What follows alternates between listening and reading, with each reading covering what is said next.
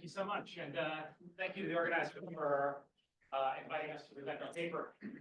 This work is with my, I'm Ashvin Gandhi, for those of you who haven't met. This work is with my colleague Brett Hollenbeck at UCLA, and many of you probably know, and our co-author Jijian Li, who you may not because he's an incredible first-year PhD student at Kellogg. Okay, so reputational systems are really valuable because they solve an important asymmetric information problem, right? How do you know that this product you're aiming to buy is any good? Often you look at the rating. How do you know that the seller on eBay is actually going to ship on time? Often you look at the ratings. If you're an Uber driver, how do you know this guy's not going to vomit in the back of your Uber? Often you look at the rider's ratings. And so naturally, a whole host of literature has shown pretty strong causal impacts of ratings on transactions, and especially sales on platforms. Now, that of course creates a very strong incentive for sellers especially to try to manipulate their ratings to look better than they necessarily deserve. So ratings manipulation, or at least accusations, abound. You can just Google it and you'll see accusations against Amazon, Yelp, Facebook, eBay, you name it, that they have fake reviews on their sites. And regulators have taken notice. Of course, in the US, we actually have a new FTC rule explicitly prohibiting buying and selling of fake reviews. Although in the US, rules like Section 230 make it very difficult to go after platforms for having fake reviews. Other countries, Canada, the EU, UK, don't have such qualms and have indeed been going after platforms recently. So for example, the UK Competition and Markets Authorities came to an agreement with Google on a series of steps that Google needs to take to reduce the prevalence and impact of fake reviews on it. We're going to be sort of thinking about two key ways in which fake reviews can impact the marketplace. The first one is kind of the obvious one. It's the misinformation effect. It's that this fake 5-star review misled me into thinking this was a good product, and then I bought it. And this can then have competitive implications in terms of that fake review purchaser now is masquerading as a high quality product and can raise its price. Whereas honest products, who maybe are competing against fake review purchasers, now potentially have to lower their prices to compete. Yes, please. They can also buy fake reviews. They can buy fake reviews, assuming they're honest, they're not buying them. Well, we should talk a little bit later about the So I think one of the things I'll maybe preview it now, one of the things we're going to see is that perhaps a lot of products probably should be buying fake reviews. And the thing that determines who does and who doesn't probably is not simply whether or not it's profitable, but like something else like morals. In the universe where everybody buys fake reviews, Yes. what product should then? Ooh, a universe in which everybody should buy fake reviews, you might think that basically the signal of Some people are posting genuine reviews. Yes, so fake reviews are going to muddy the signal from the rating system. And that's actually going to lead into this sort of second effect here, which is a little bit more pernicious, right? So the second effect is that insofar as the consumers don't trust that the signal has very much signal in it, then that's going to lead consumers to kind of mistrust and rely less on the rating system when making their purchasing decisions, potentially. Right, so consumers basically, if you survey them, say that they don't really trust reviews fully anymore online, and that can lead to lower demand sensitivity ratings. It can lead to less purchasing on the platform entirely. It can also increase price competition between products because products can't differentiate as well on quality if consumers don't trust reviews. So there are lots of potential equilibrium implications here of mistrust. Okay, so neither Brett nor I are theorists. So I'm going to try to do the theory, but I'm going to try to do it in a way that I can follow, which is all arm waving theory. So misinformation, we can sort of map out on the standard demand curve that we would use in any Econ 101 class. You know, consumer surplus, producer surplus. When a product buys fake reviews, it's shifting its demand curve sort of unearnedly out from D to D tilde. And so what does that mean? Well, now consumers think they're getting this big old green triangle of consumer surplus, but they're not. They're actually worse off than they know because these consumers in particular, these consumers are not as well off as they think. These ones are actually worse off than they would have been without fake reviews because they were misled into buying the wrong product. Of course, the firm is very happy with this. They see they're able to sell more units, and indeed they should probably raise price. And in doing so, they actually make consumers even more worse off because this price increase causes consumers to lose this trapezoid of consumer service. Okay, so from the perspective of an honest product competing against a product that buys fake reviews, their demand curve, unfortunately for them, shifts in. That, of course, means that consumers think that they're only getting this little tiny triangle of consumer surplus, but they're really getting this. They're better off than they know because their alternative isn't actually as good as it pretends to be. The honest product loses profit and indeed should lower its prices in response. And that actually is going to make consumers better off. And in fact, for some of these consumers, it makes these consumers better off than all of these consumers, in fact, are better off than they would have been absent fake reviews, because they all would have been buying this product absent fake reviews, and now they're paying a lower price. Feel free to raise your hand, ask questions, interrupt me. I'm also from an econ background, so don't be told to jump off the bridge later. So it seems like, is your paper a bit more general? Like, do these seem to be fake reviews, or it just seems to be like they have reviews that are not as representative as like some of the reviews? Yeah, so you can think about it as any sort of misinformation or mistrust inducing thing. It's like, I get a survey that's like, are you enjoying the Grubhub app? And I say no, and they're like, oh no, I know that. And I say yes. It's like, oh yeah, rate us on the App Store. Like, that's not fake, that's selection. I see. So let me think about, so you're saying that that would basically add. Okay, so I think the key question is, do we think about that review that you put in as being actually informative about your experience with the product and the true quality? Or, as is the case in our setting, are you basically only allowed to give 5-star? I think that might be closer to like Steve Tadelis has that Taobao paper where you get some motivation or incentive to basically leave an honest review, but it's not tied at all to to whether it's a 5-star rating or a 1-star rating. And in that case, actually, that could benefit consumers in a way that you're not going to see from this type of like, definitely going to be a 5-star review. It's not tied at all to your true experience with quality signal. Is that fair? Okay. Great. Yes, please. Another question about if these fake reviews backfire. For example, if I have a reference point or some expectation management like scoring, I know this recipe. So this restaurant is 4-star for my preference. If I see it's 4-star, I would just enjoy it. But if I see it's 5-star, I might just have a lost from that. I just give it a 1-star. Yeah, so I'm going to pretend like that is not a possibility. That's certainly, I think, potentially the case in a lot of product categories, maybe where consumers rely a lot on like how other people are perceiving the product. So you think about like, I don't know, handbags or something, your literal personal experience may not matter quite as much as other people's perception of what you were purchasing. We're going to sort of abstract away from that and pretend like we're going to be thinking about like shower racks and stuff. So like not the types of goods that we might, but that's super plausible. But I thought he has something a little different. Would consumers have an incentive would dissatisfied consumers be more likely to leave a bad review if the review they saw was inflated? I see. Okay, so maybe I misunderstood. So you're basically saying when I see a rating, I have some experience.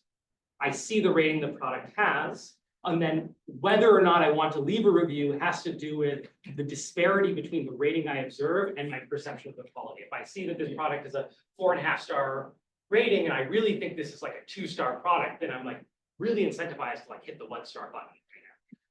I think there's research showing that I think consumers do some of that. We are going to kind of ignore that, mainly because it would cause a lot of problems in thinking about how a Bayesian should look at the empirical ratings distribution and form a belief about quality. Because there, the sequential order in which organic reviewers and fake reviewers arrive, which could be, it's completely random, will basically determine how the Bayesian should update. We're instead going to think of like all the reviews arriving and basically being drawn from independently drawn. Like every organic reviewer has an independent draw of the review, they don't look at the current rating. And that's gonna very much simplify, as you'll see, the way that we want to think about a patient updating. But I think you're totally right. I think it would just make the competition attractive. Ashvin, but that's what Brett and I show in the paper, right? There is a burst of fake reviews. Yep. The reputation goes up.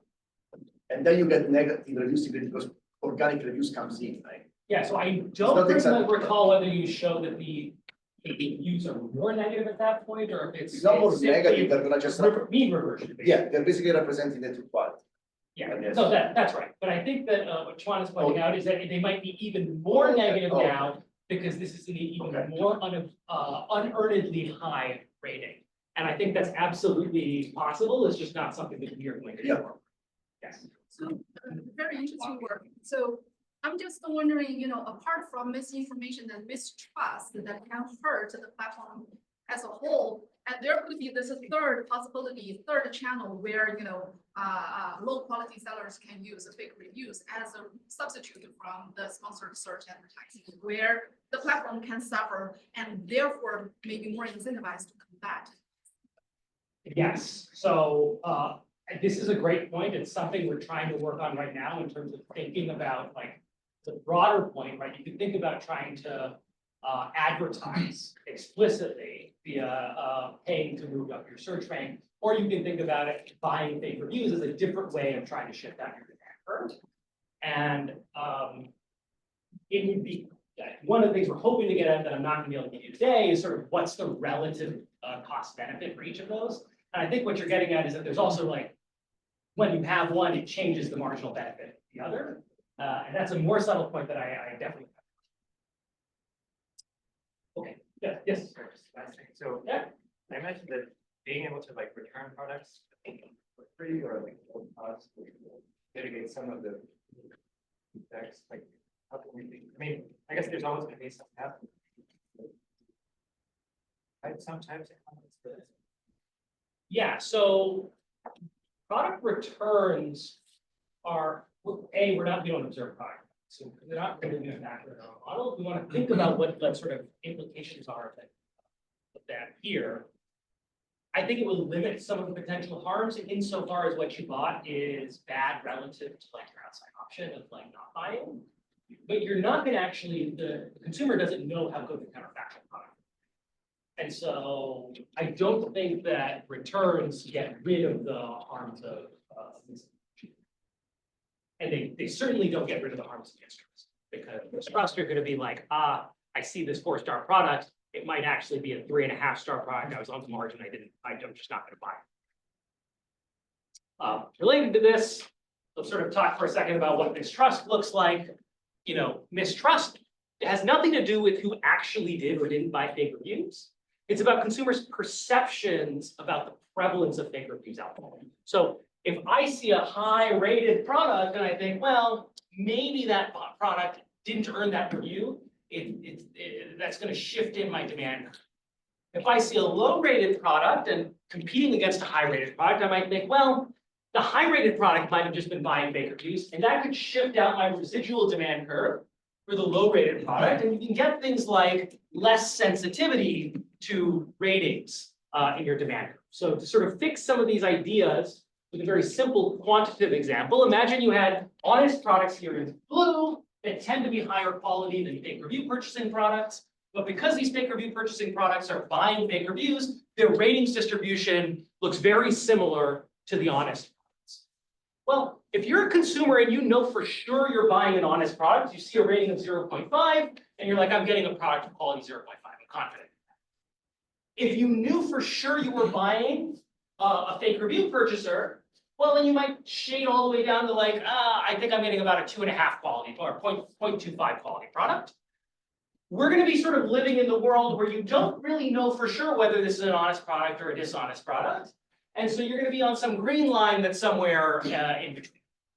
And so we can throw on some Logier terms, simulate out a bunch of markets, and ask what types of mistakes do consumers make in these cases.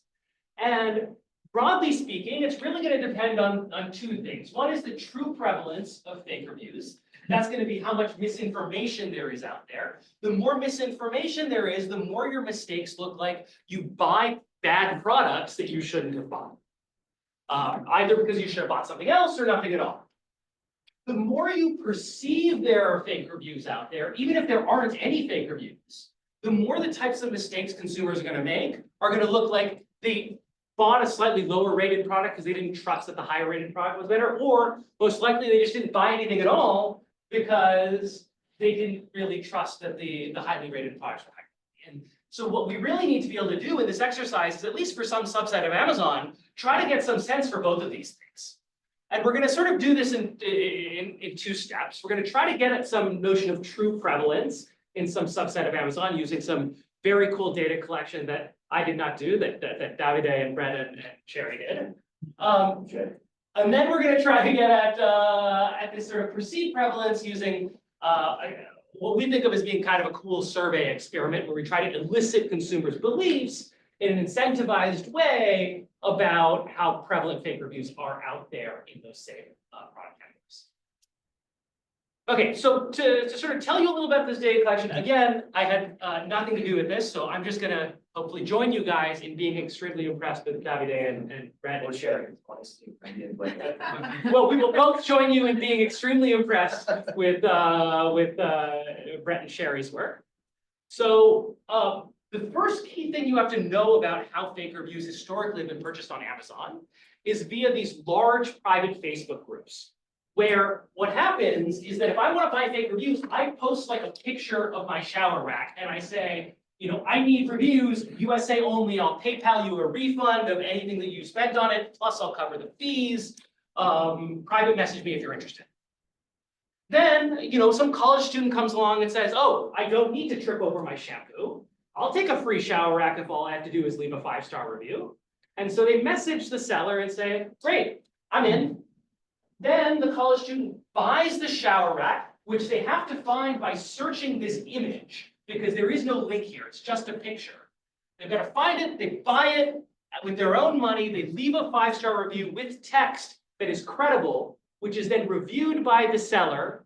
If the seller sort of agrees that everything looks good, they then send a reimbursement plus potentially like a small commission, think like $5 to the college student, and that's a sort of done transaction, 5-star review purchased.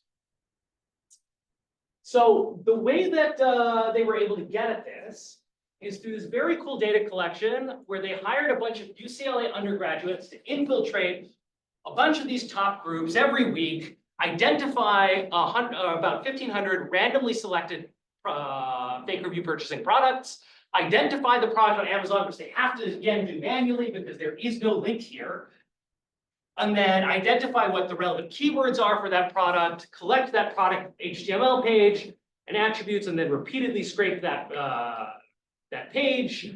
And then the college students actually track the seller's past, or the undergrads track the seller's past and future posts to identify when they started buying fake reviews and when they stopped buying fake.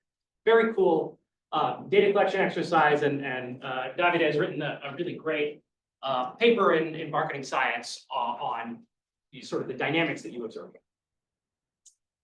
So just a couple of key summary statistics about these data on fake reviews in our sample. Our sample, again, which is sort of, oh, I should mention, we do this repeated scraping. There's also the scraping of all the sort of surrounding products on the page that are kind of going to be competitor products. So our sample is basically constructed around these fake review purchasers. So the fact that there are 20% of our sample that purchase fake reviews, you shouldn't think about that as being representative of all of Amazon. Instead, it's really representative of these product categories where fake review purchasing tends to be most common. Think about things like beauty as a great example. It's a type of product where it's very high margin and therefore extremely cheap to buy a fake review for, because the marginal cost of giving someone the product for free is very low. It's also one where a consumer would have a very hard time just looking at the page and knowing whether it's high or low quality, and instead probably relies very heavily on reviews. So you should think about us being heavily oversampled from like sort of these types of areas. The way we're gonna not only be able to classify which products are buying fake reviews, we're also gonna try to say what percentage of the product, of the reviews on each product are fake reviews. And the way we're gonna do that is sort of leveraging another one of Davide's papers that points out that actually one of the best ways to identify fake review purchasing products is from the network structure of reviews. And so a natural implication of that is that if we can identify people where we see them reviewing multiple products and we see you suspiciously reviewing multiple products, we know we're buying fake reviews. Well, your 5-star reviews are probably purchased reviews, especially when they're on a product we know is buying fake reviews. And so we can sort of get at some estimate for products of what percentage of their reviews are fake. And so for products that buy fake reviews, actually, on average, a bit more than half of them are reviews that we would label as fake, according to this guy. Another set of quick summary statistics comparing fake review purchasers to their competitors. They tend to be slightly higher rated, have fewer reviews, they're sort of newer products.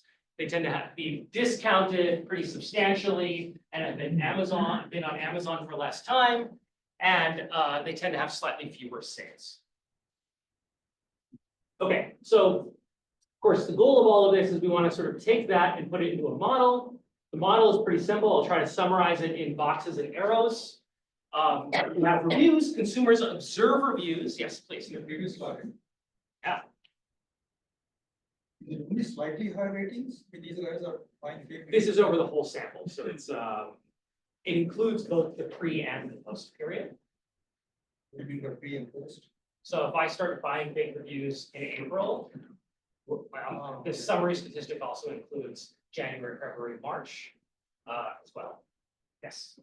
I was curious, if you compare the distribution of reviews or ratings across fake reviews, the products buying fake reviews and those that don't, do you see any different shapes in the distribution? Like instead of being normal or J shape, do you see it more like the variance? Does it change a lot? Yeah, so Because that could be informative for the consumer, right? okay, so Yeah, but if the platform wants that, like Amazon, if they could provide. Amazon wants to show you the distribution. Well, you tell me. I tell you not. So you're absolutely right that like a Bayesian should draw a lot of information from the exact shape of the distribution. In particular, if we were, say, using an ordered logit type model or ordered probit type model for exactly what the ratings are, you actually get some really weird, kind of counterintuitive and probably not actually true implications from that. So like, for example, 3-star ratings are really rare. That means a Bayesian should like really update mostly from the percentage, like when they see a 3-star rating, they should update a ton. What we're gonna end up doing is basically binarizing everything into 5-star and non-5-star reviews. The thing that makes us feel kind of good about not really worrying too much about the shape is that when we do the survey experiment, we actually did run a branch of it that I have an appendix slide on it. I can probably, if I remember, click on it. But we actually do it for a couple of different shape distributions where we show people bimodal, the most unimodal looking distributions, and you end up getting very similar looking survey responses. And so it doesn't look like consumers are updating that much based on the shape of the distribution. But that's because consumers do not understand distributions. What happened? I agree. With that being said, you're talking to someone who's about to tell you consumers are hyper Bayesian about the way that they update based on looking at a binomial distribution. Like, so I agree with you, but like I want to draw the line in plausibility just to the right of where I'm going to give you the model. Like if, like I was just thinking, if you were the platform, would you actually predict whether there are fake reviews just looking at the distribution? I mean, it's a predictor, yes. Not the distribution, but maybe the fraction of 5 stars and 1 stars is definitely a predictor. Yeah, it is. Yeah, no, it totally is. But it doesn't separate perfectly. I think But it's- consumers, I can tell you with confidence that it doesn't look like consumers Yeah. are learning from it. Which I'm not, in fact, it's not a predictor. This thing. Understand? So when you say less time on Amazon, are you saying that these products are newer products? They're newer products, yes. So they buy reviews when they are young, when they just appear on the platform. Yeah, so if you think about the marginal benefit of buying the review, it's gonna be much higher the less existing reviews that you have. And so, I told you most products probably should be buying fake reviews. A lot of the variation in who should and shouldn't is drives from the fact that like once you have a bazillion, marginal benefit is much lower. But in general, for like shitty shower racks, like probably you should in theory, if you have no morals and are not worried about other external penalties. Okay, on the model, consumer observes reviews, Bayesian updates to form beliefs about the quality of the product. That's going to be the sort of key factor that goes into our kind of very simple demand model. And of course, as usual, we're going to use demand to sort of invert out marginal cost for a very simple Bertrand-Nash supply model. Misinformation, which we just measured, is really about what's the distribution of reviews that are out there in the wild. Mistrust is going to be about consumers' perceptions about the misinformation, changing how they update their beliefs based on the reviews that they observe. And so we're going to have to sort of specify for you what that updating model looks like in order to understand how mistrust is going to influence it. And then, of course, this is all going to be relatively standard IO stuff. So I'm not going to spend too much time on it because we're not going to be getting into a lot of the sort of more technical details of many of these other papers that Ty mentioned that do some very cool things with nuances for Amazon. Okay, so our model for how a Bayesian interprets quality about a product given the reviews they observe is really, really simple. We're going to sort of treat every organic review as an independent Bernoulli draw of being a positive 5-star review with probability Q. Okay, so if it's an organic review, so if it's an honest product, if it's a dishonest product, then theta percent of the reviews that they get are going to be fake reviews, and those are always going to be positive. And then with 1 minus theta percent are going to be organic reviews, and therefore Q of those are going to be positive. Now, what that means is that the probability of having n plus positive reviews out of n is simply binomially distributed. I'm going to highlight this term in red because it's going to show up on the next slide. What we care about and what we need is what the Bayesian's posterior belief about quality is, given that they see n plus positive reviews out of n reviews. And so we can break that down into 3 key terms. The first is this sort of one that comes from the model, the fact that it's binomially distributed. The second is that consumers need to have some sort of prior about the distribution of quality for products that buy fake reviews and products that don't buy fake reviews. And so that we're going to sort of assume rational expectations for. And because we have estimates of what percentage of reviews on each product are fake, we can basically delete those fake reviews and estimate the product qualities for the dishonest products and the honest products. And what we get is that the dishonest products have a lot more mass in the low quality part of the distribution. The last is going to be this sort of survey experiment-based perception of prevalence, where we're going to try to use this incentivized survey to elicit from consumers, given that they see a product that has n plus positive out of n reviews, what probability do they put on this product having bought fake reviews? And then, if they knew that the product was buying fake reviews, what percentage of those reviews are probably fake? We get about 500 high-quality responses from about 900 paid participants on Prolific. So it's a relatively long survey exercise. The sort of key part of it, though, is that we ask people about which product categories they tend to buy online and whether they shop on Amazon. And for those product categories, we randomly show consumers either products that bought fake reviews or that didn't. And we basically show them the HTML page. And we modify the HTML code in the background to randomize what the rating distribution they observe looks like. And then we say, can you bet on the percent probability that this thing bought fake reviews? Bet on whether this thing bought fake reviews, and we give them a slider. It's a linear scoring rule. As they slide it, we basically show them exactly what their payoffs will be in both cases. So we try to keep it as simple as possible for participants. Key thing that we get when we run this experiment is that consumers cannot tell the difference between a product that did buy fake reviews or did not buy fake reviews. Even with very lopsided distributions. In the distribution you showed me. Yeah. Lots of five-star ratings. Yeah. Those would be the suspicious ones for me. Yeah. But maybe not for most people. Turns out, no, because we're randomizing this. I'll show you how the number of ratings affects things in a second, but they can't tell. They can't tell even if we give them all the, or give them first 10 review texts after the fake review purchasing was done. Everyone clicks to expand the review text. Doesn't seem to help anyone. We've done this ourselves. Both Brett and I suck at this. We've done this at multiple conferences with researchers. You all suck at this. It's just really hard to tell which products are buying or not buying fake reviews. So the key thing that goes into our structural model is going to be this, which is the sort of empirical average response to the probability that the product's buying fake reviews, given the ratings that they observe. So number of reviews here on this axis, average rating on that axis, and what consumers sort of do pick up on is that more highly rated products are more likely to have bought fake reviews. Sort of as you were suggesting, a pattern they don't pick up on is that products with more ratings are less likely to buy fake reviews. And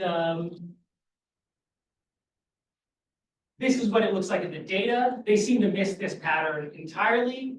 We are going to use their survey responses instead of what the empirical sort of rational expectations were. Okay, so then we show them a product that bought fake reviews, and we say, this product bought fake reviews. Can you bet on the percentage of the reviews here that are fake for this product? They actually guess on average a lower percentage than we estimate, so we'll use this 38% in our structural model and not the 56%. Sorry, you got a question first. Yeah, so I'm just a bit confused in the experiment. Why do you have to randomize the number of like the ratings distribution? Because the ratings distribution for fake review purchasers may be different than the ratings distribution for non-purchasers. We want to know, sort of as I was asking, how do consumers use the ratings distribution in order to update the beliefs about the product quality? And so we would much rather use experimental variation in that rather than variation that's correlated with whether or not the product is buying fake reviews. Given that we know that they can't tell which products are buying fake reviews or not, it turns out that if we were to do it in the way that you're suggesting, we would have gotten exactly the same result. But ex ante, we didn't know that nobody can tell fake review purchasers or not. So you wanted to tell based on just looking at the product itself, if they could predict.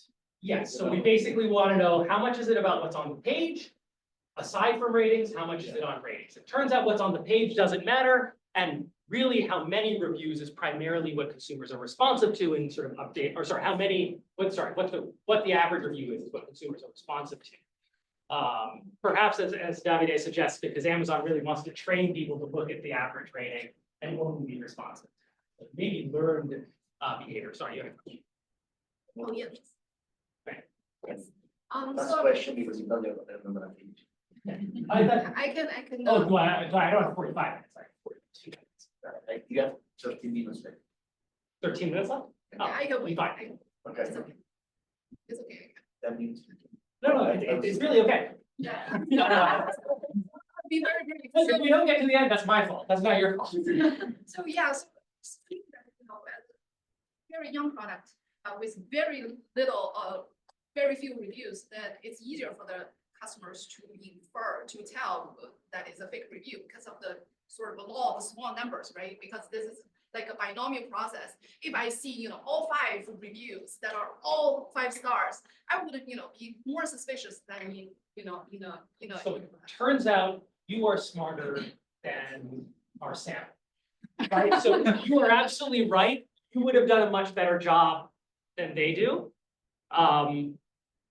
But we want, when we think about consumers' responses, we don't want to think about every consumer as being as smart as us about interpreting. Okay, so all of this sort of goes into the key term in our structural model, which is this Bayesian posterior expectation about quality.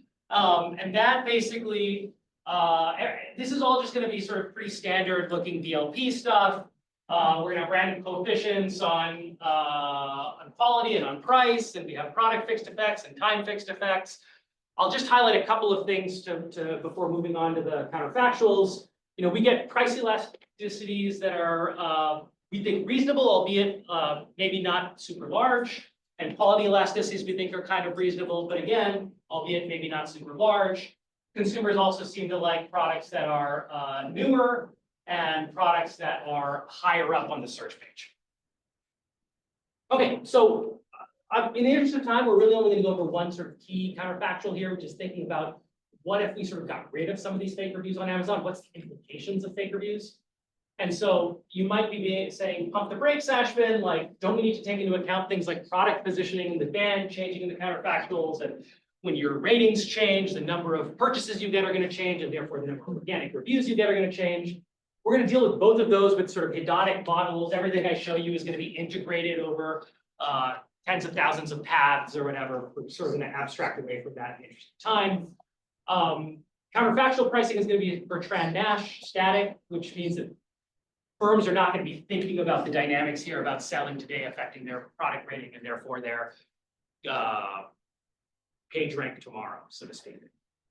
Okay, so the counterfactual we're going to be thinking about is here's the ratings of dishonest products with fake reviews. Here it is without fake reviews. You can think about deleting all of these in the interest of staying consistent with the theory I showed you at the beginning. I'm going to present everything as going from the green distribution to the orange distribution, but flip signs in your head if you'd like. So what happens to consumers' perceptions of product quality? Well, we have two forces here. Misinformation, given a particular true quality, misinformation is pushing up consumers' perception of quality of dishonest products. As you would expect, it's a bunch of fake 5-star reviews for them. Mistrust is pushing down consumers' perceptions of quality for all products. And what you can see is basically the net of this is that dishonest products sort of benefit at the expense of honest products. And that bears out in the equilibrium. We see things like fake review purchasers sell about 33% more than they would have otherwise, whereas honest products, of which there are about 4 times more of, sell about 4% less. Fake review purchasers get to raise their price about 50 cents. Honest products have to lower their price on average by about 13 cents.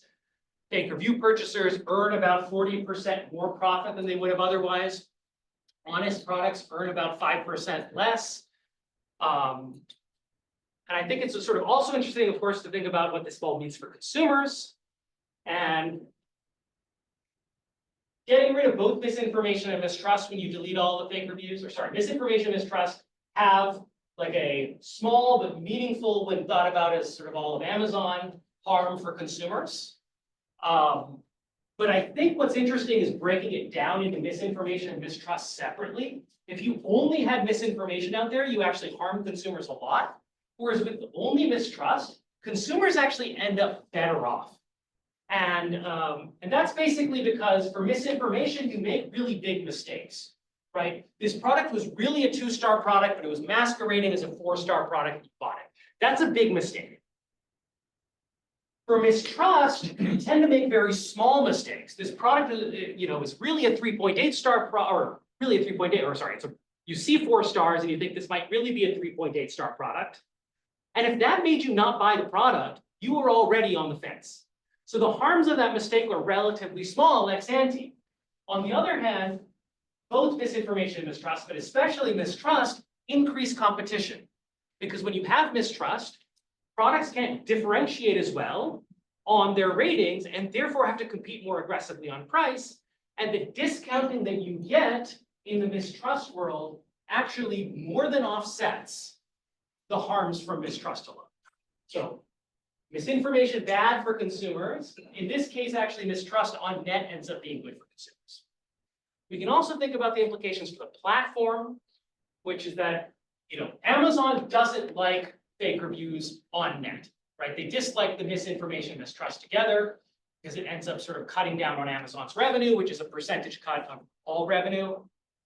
But if Amazon were to delete all fake reviews and couldn't convince consumers of it, then actually they wouldn't be any better off. They would actually be worse off. And that's because what Amazon really cares about here is building consumer trust. Misinformation itself actually helps Amazon because it's causing people to buy 2-star honestly two-star products that they otherwise wouldn't have, and that generates more revenue. So Amazon likes misinformation, dislikes mistrust, and may have a hard time of getting itself out of this equilibrium insofar as building trust is potentially even harder than simply finding and deleting all of the products that are buying things quietly. That's sort of clear? Okay. So I'll conclude, and then if you have more questions, we can use the last couple of minutes for that. You know, we empirically examine fake reviews in the Amazon marketplace. We find that they are going to concern the regulators and the public. We find that they substantially benefit the manipulators at the expense of consumers, at the expense of honest products, and in fact, at the expense of Amazon as the platform. There's some nuance here that we think is pretty interesting when you decompose things separately into misinformation only or mistrust only worlds. For example, that the competitive responses to mistrust can actually outweigh the harms to consumers, or that the platform is principally interested in building trust and actually hurts itself from simply getting rid of misinformation, and that tension maybe make it difficult for Amazon to self-regulate the problem away. Of course, there's a lot more we could do. Some of it we're hoping to do, like thinking a little bit more about counterfactuals that increase the number or quality of organic reviews. We're thinking about, well, these I think we're hoping to sort of defer to other people maybe to do. Thinking a lot more about like endogenizing manipulation and really thinking about, because right now our current estimates suggest that a lot more products should be buying fake reviews and understanding exactly why some don't. And then of course, as is the case with essentially any model, you could always try to endogenize entry and exit. And here you might think it's particularly important if Amazon were to take enforcement action against these products. They might not be able to exist on the platform, and that would potentially harm consumers if they had to leave. And so maybe there's some middle ground where regulator really needs. Thank you so much.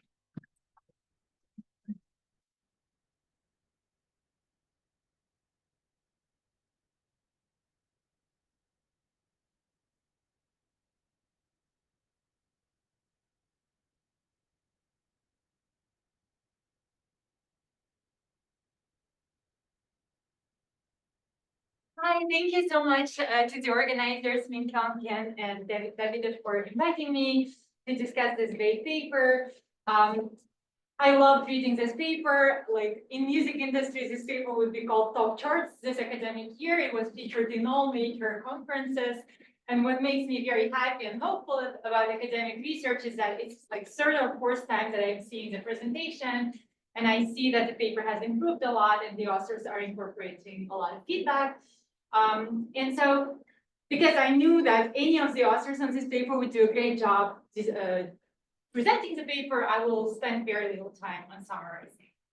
So in general, reputation systems are very important mechanism on two-sided markets. They impact platforms, consumers, and sellers. So for example, reviews could impact product quality perception and therefore will impact consumer purchases, seller, and platform outcomes. Reviews also impact how products are ranked. So it will again impact consumer purchases and all the other outcomes. What I think is less talked about is that reviews also impact category managers' trust in the products. So basically, if category managers have this product that have high reviews, high ratings, usually these products will get favorable, I don't know, new product launch or have better bargaining power with platforms. And so this work builds on the previous work by Sherry, Brett, and Davida, where they document that because reviews are so important, there is also this whole market for fake reviews. So they document that fake review purchases happen on Facebook. The previous paper is more reduced form evidence on short and long run consequences of ratings on ratings, reviews, and sales ranks. This paper takes it further and studies the welfare implications of rating manipulation for sellers, consumers, and platforms on Amazon. They also talk about potential implications for platforms and regulators. So I think like Ashvin did a great job describing two mechanisms, it's misinformation and mistrust. So what the paper finds is that consumer welfare is hurt by rating manipulation. consumers kind of losing wealthier, and fake reviewer products, they have this capacity to increase their prices, versus honest products are kind of losing and decreasing their prices. Misinformation causes harm on its own. Mistrust can benefit consumers through higher price competition. And also what I really love is the discussion about Amazon, that Amazon does not necessarily have incentives to fight all this fake news. So as I was like, just now I want to talk about some hopefully actionable suggestions and comments. So as I was reading this paper, I kept thinking about like, what is the definition of fake reviews? I think it also came up at the beginning of presentation, because so the paper states that fake reviews are the ones that are purchased from Facebook, but at the same time, one could also imagine that some of those reviews are actually honest in the sense that maybe someone liked the shower rack or something like that, right? So either like clarifying that we will attribute all of this as fake reviews, or thinking about what is the estimated probability of purchase reviews being honest, that would be helpful. I think the authors do a great job delineating the purchase review from Facebook versus incentivized reviews by platform, which are actually marked and labeled on the platform. But at the same time, there is also this whole market for cross-platform review purchases. So usually people don't talk about it, but normally if some product is introduced on a new platform, the sellers have the opportunity to transition the reviews from the competitor platform to the new platform. And honestly, I would also think of it as a kind of fake review market, in the sense that these are not the reviews from the consumers from this new platform. They do not reflect consumer preferences from this new platform. And I think I would also, like, as I was reading this paper, I was like, how should I exactly think about what the fake reviews are? Another question that kept coming up to me is visibility of fake reviews. So Amazon reviews, there are a lot of them. You have to scroll down, you have to click on the next page to uncover them. Consumers might have low propensity to scroll. And I think, given the data that the authors have, I think there is some opportunity to kind of understand what is the position, what is the page on which these fake reviews are happening, in the sense that, suppose like someone posted on Facebook and then the new reviews are coming up. Is there a way to kind of understand whether consumers actually see this fake reviews at the top of the product pages? Or at least a discussion would be great. Another question I was having as I was reading is magnitude of the problem. So I think it was also mentioned during the presentation that technically it is very risky activity for the sellers to purchase reviews, because purchasing reviews increases the probability of purchase of the product. But then as consumers arrive on the platform and purchase, if they are unhappy and unsatisfied with the product, they start leaving bad reviews, and future ratings would reveal true product quality. So this graph I took from Sherry Brett and David's paper. So it is a long run impact of having purchasing fake reviews. And basically what happens is that after the last Facebook pause, the average rating of the product starts going down, which is kind of like a revelation of the true product quality. So in that sense, it might be that in the short term, it is bad, the fake reviews, but in the long term, it is good for the consumers because they're revealing true product quality. And I think some discussion on like, how should we think of it? Who are we thinking in terms of like, maybe welfare decreases are only for the consumers who happen to be on the platform during this short-term impact. I think that would be really helpful. Consumer survey design. I was so happy when I talked to Ashvin and he said that they are going to run additional surveys, because I wasn't sure like if I should say anything, because first of all, I'm definitely not behavioral, don't know anything about survey designs. But also I kind of like wasn't sure like whether I should suggest something to redo the survey because it's already so good. One thing which I noticed, and I wasn't sure if it was like an explicit choice, this product page is not exactly the product page that the consumers would see on Amazon. And there is no information on product introduction date or last or first time review was done on the platform. Basically, I think if suppose there is this product that was introduced 10 days ago, but suddenly they have 1,000 reviews, I think that would be an indication for the consumers that this might be like fake reviews, right? So it's an additional information that they could incorporate to guess whether the product does have fake reviews or not. So maybe showing some like when they're rerunning the survey maybe it would be helpful to include like more realistic. Another thing, as Ashvin showed, consumers would get some money depending, like, so suppose if they said that it's 0.3, the probability that the review is fake, then they would get $0.3 versus if it's not fake, then they would get $0.6. What I kept thinking, I don't know, like I'm always thinking about gaming the system because I work with retailers, but in general, how often would participants choose 0.5? Because then, regardless of whether you're right or wrong, you would always get $0.5, right, in the survey. So talking to Ashvin, it turned out that there is actually not a lot of spike, but clarifying it or showing some graph in the paper, since they already have it, would be helpful. In terms of the counterfactuals, I had the same idea as Richard, that it might be very helpful, like when we think about consumer welfare, it is very easy to return products on Amazon for some of the product categories that Ashvin and the team are looking at. And maybe these product returns, they correct the welfare losses. I think that you could explore some of the heterogeneity in the categories here because you have beauty and health, for example, and you have some bulky items which are harder to return. And maybe doing some cross-category analysis of what would the impact be under different return policies, that would be helpful. It would also depend on whether the product is fulfilled by Amazon or not fulfilled by Amazon and on their exact return policies. I have Amazon data I'm scraping all the time, so if you need it, I can give it to you too. In terms of this, so on the seller side, what I was thinking is dishonest sellers seem to be benefiting. And the questions that kept coming to me is how would the cost of generating fake reviews change these benefits? So they have this section with like very nice, they describe the incentives behind having, behind purchasing fake reviews, but kind of putting it together in terms of like final calculation of the welfare increases for dishonest versus honest sellers would be helpful, I think. I agree that there is really, like, there is so much going on in the paper, they did so much that I don't think they should endogenize production of fake reviews, but technically, like, it is something that could be explored in the future. In terms of the platform, what I was thinking is that, again, this is more like a discussion part in the paper rather than changing the whole analysis.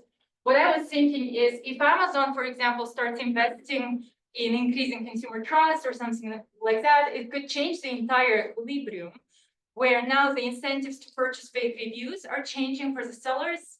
Platform could also increase their commission because if they are thinking that they're now providing a better product, that could impact seller pricing. That could also impact the incentives to invest in sponsored products and consumer outcomes. Again, I don't think it is necessary to model this, but it's just like some kind of discussion would be great to have. And another question which I had is, the paper and the counterfactuals kind of assume uniformity of policies. There is no heterogeneity in categories, but I would imagine that like fake reviews is a kind of different magnitude problem depending on the category. So for example, if we're talking about beauty and healthcare products, if the product is truly bad, but the reviews mislead consumers in their buying and someone has an allergy or some bad health reaction, whatever, that's very bad from the regulatory point of view. Or like if it's a bad hammer, like in tools and home improvement categories, that's also sensitive, versus if I just bought like a bad shower rack, that might not be as important. So I think this is kind of exploring some heterogeneity in the categories would be really, really helpful. Other thoughts, which are not exactly about the paper, but I think it's something to think about maybe for the future, is that now Amazon uses Gen AI to summarize the reviews. A lot of retailers do, right? So that would mean that the consumers do not necessarily need to read all the reviews anymore. They just need to read the summary at the top, right? And the question is, what is the impact of fake review text on this final resulting summary? So I think Eric Anderson and Duncan Semester, they have an old paper from 2008 where they show that fake reviews tend to be longer. So it's a question of like, maybe the longer fake reviews would also contribute more to the Gen AI generated summary. I don't know. I think it's an open question. Another thing is that Amazon seems to have introduced a new quality metric, which is kind of at the top of the product page and very visible. So if the metric is basically customers usually keep these items that they're not returning it. And I think that's actually a good metric of alternative metric, and maybe in some ways it's also fighting the fake reviews. Yes. There could be fake returns. Fake returns. I love how creative we are here. But yes, it could be fake returns. That's for sure. Yeah, you could order a bunch of products from your competitor and then return, right? Yeah, exactly. Very good. No, I think it's true. It's true, right? But in general, it's just like there is. I think the existence of this type of metrics and everything, it just shows how important the problem of fake and potentially fake misinformation and misinformation on the platform is. And I think it just underlines how important this paper is. And I wish the best of luck to the authors. I think this is a great paper. It has a very solid theoretical framework. It has cool, very good data on fake reviews. It has a survey. They're also rerunning additional surveys, and they have great counterfactuals. I think it's an absolutely amazing paper. And thank you so much for allowing me to read it. Thanks.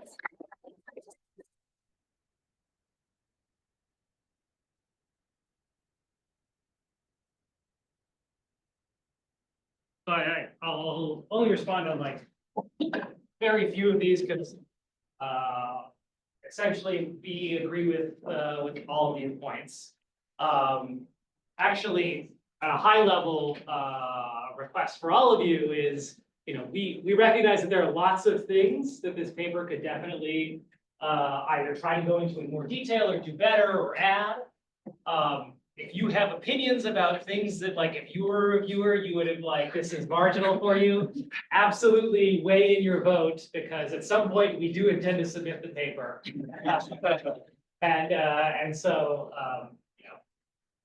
any feedback on that front is really helpful. I think the first few points were all really helpful because they were all kind of variants of thinking about how the organic review process really matters here, and how counterfactuals that adjust organic reviews, or think about maybe some of these fake reviewers themselves producing organic reviews. Like, there's a whole set of category of things that I think maybe we can try to get at a little bit better by playing with counterfactuals that change the organic review process. And we think that's an absolutely great idea. On this point about the incentive compatibility of the survey, I just want to make sure that everyone's sort of clear. The survey that we run is actually not technically incentive compatible, right? Because it uses a linear scoring rule. In fact, if you're a theorist, you know that, like, if you're using a linear scoring rule, everyone should vote 0% or 100%. Or if you're like a normal human, you might say, oh, well, everyone should vote 50%. Fortunately, it turns out that we don't get either of those extremes with any particular frequency. And so that makes us feel a little bit better about this. With that being said, one of the things you are planning to do, and you can weigh in whether this is worth like the $3,000 or $4,000, is to run the quadratic scoring version of this that's actually incentive compatible, but is not understandable by any reasonable human beings, be in economics, marketing, or some other thing. Sort of last two quick ones are, great point on the fact that, like, you introduce these like return policies, you introduce a whole, return advertising, you introduce a whole new set of potential incentives for trying to game the system. As a last point is, like, most people keep this item and other sorts of flags that Amazon has been introducing. I think a lot of this is actually in response to Davide and Brent and Sherry's work. I think because they do recognize that building trust is the important part. The actually deleting the fake reviews may not be quite as important as convincing consumers either that they're not prevalent or that they have good alternative information that would help them deal with it. Whether that's actually the truth or not is a completely separate question. So thanks so much. I look forward to sort of other comments. Of course, thank you, Malika, for the excellent set of feedback.